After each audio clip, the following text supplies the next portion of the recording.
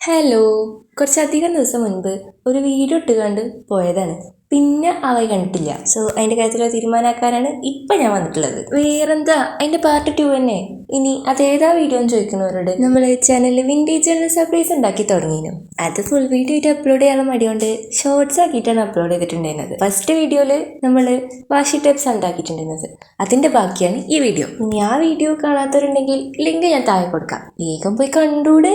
Introduction തന്ന് കുറേ നേരം അങ്ങനെ പോയി. ഇനി നമുക്ക് വേഗം പരിപാടിയിലോട്ട് കിടക്കാം.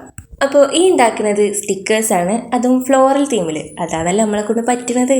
ഈ ചെടിയും കാടും വരയ്ക്കണതിന് പകരം നിങ്ങൾക്ക് വേറെ എന്തെങ്കിലുമൊക്കെ വരക്കാം കേട്ടോ. പിന്നെ ഇൻട്രസ്റ്റ് ഉള്ളിടത്തോളം കാലം ക്രിയേറ്റിവിറ്റിക്കൊന്നും ഒരു കുറവുണ്ടാവില്ല. പിന്നെ ആ സ്റ്റിക്കേഴ്സ് ഉണ്ടാക്കുമ്പോൾ ആദ്യം കളർ കൊടുത്തിട്ട് അതിൻ്റെ മേലെ പെന്നിട്ട് വരയ്ക്കാൻ നോക്കുക. ഈ പറഞ്ഞതിൽ എന്തോ ഒരു അനുഭവ സൂചനയില്ലേ? ഉണ്ടാവണല്ലോ, ഉണ്ടായിട്ടുണ്ട്, അതുകൊണ്ടല്ലേ പറഞ്ഞത്. ഇനി നമുക്ക് കുറച്ച് പാറ്റേൺ പേപ്പേഴ്സ് ഉണ്ടാക്കാം. അതിൻ്റെ മുന്നേ ഒരു ക്രസ്റ്റ് പേപ്പർ ഉണ്ടാക്കിയിട്ടുണ്ടായിരുന്നു. അത് പിന്നെ കൂട്ടത്തിൽ ഏറ്റവും സിമ്പിൾ ആയിരുന്നു, പിടിച്ച് ചുറ്റിയാൽ പോരെ. ഇനി come to the pattern papers.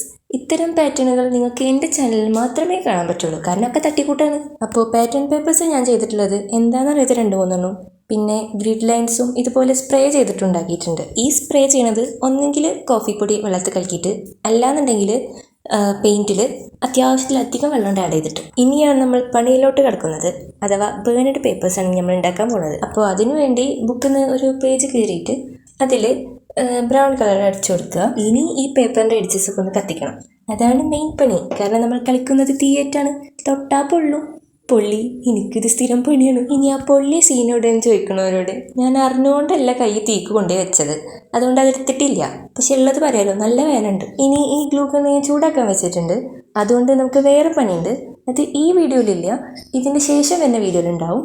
അപ്പോൾ ഇനി നെക്സ്റ്റ് നമ്മൾ ഉണ്ടാക്കാൻ പോകുന്നത് ട്രാൻസ്പെറൻ്റ് ആണ് തോന്നിപ്പിക്കുന്ന രീതിയിലുള്ള കളർ സ്റ്റിക്കേഴ്സ്. വേറൊന്നുമല്ല, ഒരു A4 എടുത്തിട്ട് അതിൽ ഓയിൽ സ്പ്രെഡ് ചെയ്തിട്ട് ഇതുപോലെ ഉണ്ടാക്കിയെടുക്കും. എന്നിട്ട് കുറേ കളേഴ്സ് അതിൽ മേലെ അടിച്ചു കൊടുക്കും. പിന്നെ ഈ കളേഴ്സൊക്കെ എങ്ങനെയൊക്കെ കിട്ടിയ കളേഴ്സ് ആട്ടാം.